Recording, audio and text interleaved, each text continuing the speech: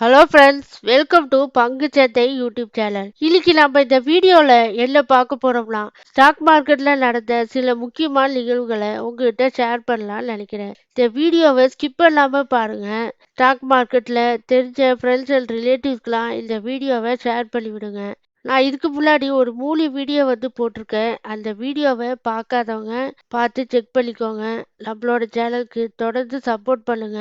நீங்க கொடுக்கக்கூடிய ஒவ்வொரு சப்போர்ட்டும் நான் அடுத்த வீடியோ போடுறதுக்கு ஒரு மோட்டிவேஷனா இருக்கும். இப்ப வாங்க நம்ம வீடியோக்குள்ள போயிடலாம். அதுக்கு முன்னாடி எல்லாரும் டிஸ்க்ளைமரை பார்த்துக்கோங்க.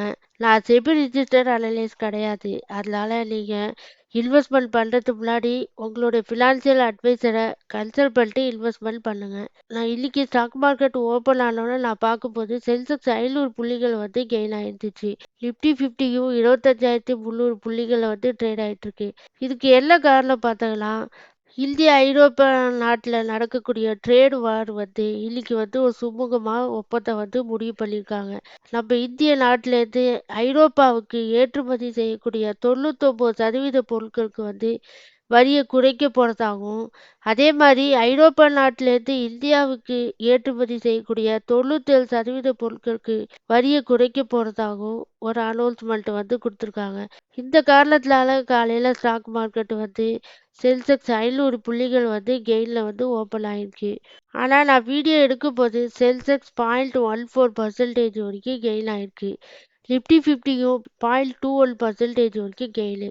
நிஃப்டி மிட் கேப் 100 0.98% வரைக்கும் கெயின் ஆயிருக்கு.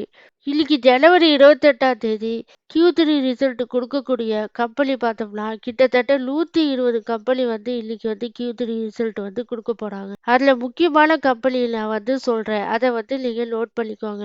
LLD, Maruti Suzuki, Bharat Electronic Limited, Cochin Shipyard, Garden Reach Shipbuilders and Engineering, Mahindra Finance Services, file labs, SBI Life Insurance Company, TVS Motor Company. இந்த கம்பெனியோட ஷேர்ஸ்லாம் நீங்க வச்சிருந்தீங்களா தொடர்ந்து ரிசல்ட்டை வாட்ச் பண்ணுங்க. நெக்ஸ்ட் பார்த்தோம்னா டாடா கன்சூமர் ப்ராடக்டோட Q3 ரிசல்ட் இன்னைக்கு வெளியிட்டிருக்காங்க. இதுல அவங்களோட லாபம் இயர் ஆன் இயர் பார்க்கும்போது 38% வரைக்கும் கெயின் ஆயிருக்கு. அதாவது இந்த வருஷத்துல லாபம் 384.61 கோடியா பதிவு பண்ணியிருக்காங்க. அதே மாதிரி ரெவன்யூ 15.22% வரைக்கும் கெயின் ஆகி 5,112 கோடியா பதிவு பண்ணியிருக்காங்க. எபிட்டாவும் 26% வரைக்கும் கெயின் ஆகி ரூபாய் 728 கோடியா பதிவு பண்ணியிருக்காங்க. அந்த காரணத்தினால காலையில நான் பார்க்கும்போது டாடா கன்சூமர் ப்ராடக்டோட ஷேர் பிரைஸ் 3% மேல கெயின் ஆயிருந்துச்சு. ஆனா நான் வீடியோ எடுக்கும்போது பார்க்கும்போது 1123.4ல ட்ரேட் ஆயிட்டு இருக்கு. இந்த ஷேரும் நீங்க வச்சிருந்தீங்களா இந்த ரிசல்ட்டை வாட்ச் பண்ணுங்க. இதுக்கு மேல இந்த ஷேர்ஸை வச்சிருக்கலாமா இல்ல செல் பண்ணலாமான்னு நினைச்சீங்களா உங்களுடைய ஃபினான்சியல் அட்வைசரை கன்சல்ட் பண்ணிட்டு ஒரு முடிவெடுங்க.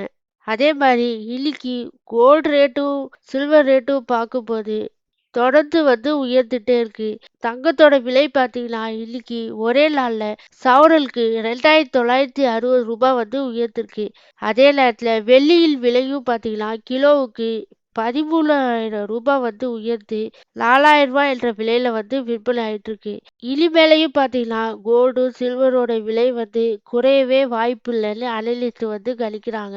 இதுக்கு என்ன காரணம் சொல்ல வராங்கன்னு பார்த்தோம்னா டாலரோட பிரைஸ் இறங்கிட்டே இருக்கு. அதனால அது இறங்கிட்டே இருக்கிற வரைக்கும் கோல்டோட ரேட்டு ஏறிட்டு தான் இருக்கும்னு அனலிஸ்ட் கணிக்கிறாங்க.